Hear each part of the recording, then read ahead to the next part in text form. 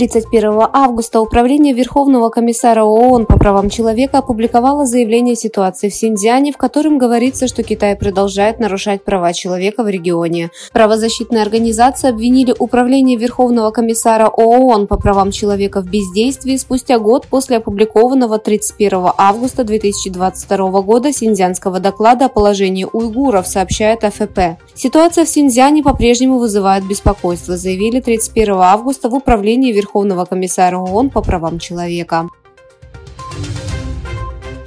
На международной встрече с мировыми лидерами в столице Великобритании Лондоне внимание участников привлекли различные формы угнетения и трагедии, с которыми сталкиваются уйгуры. На этой встрече обсуждался вопрос принудительного труда или рабского труда в связи с торговлей людьми.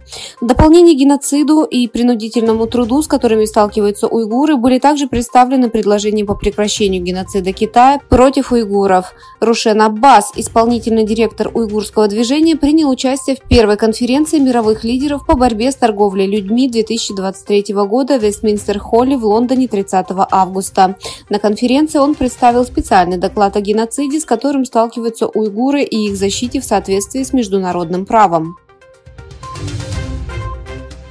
Мета удалила тысячи фальшивых аккаунтов Facebook и Instagram, которые, по ее мнению, организованно распространяли китайскую пропаганду. В общей сложности Мета удалила 7704 аккаунта Facebook, 954 страницы Facebook, 15 групп Facebook и 15 аккаунтов Instagram. Это показывает, что произошла одна из крупнейших операций по очистке в истории Facebook.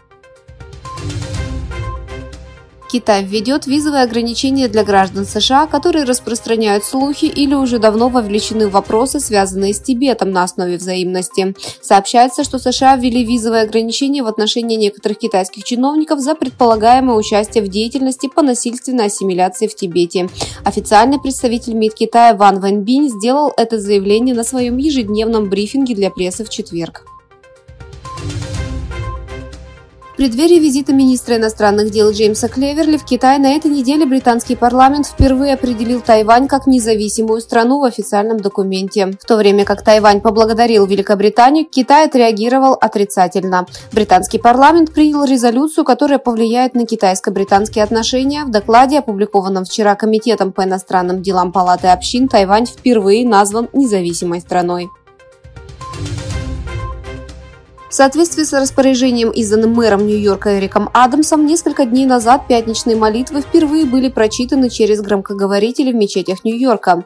В то же время десятки членов мусульманской общины в Балтиморе, штат Мэриленд, провели пятничные молитвы во дворе мэрии, чтобы отпраздновать призыв к молитве в Нью-Йорке и потребовать аналогичной резолюции в своей мечети.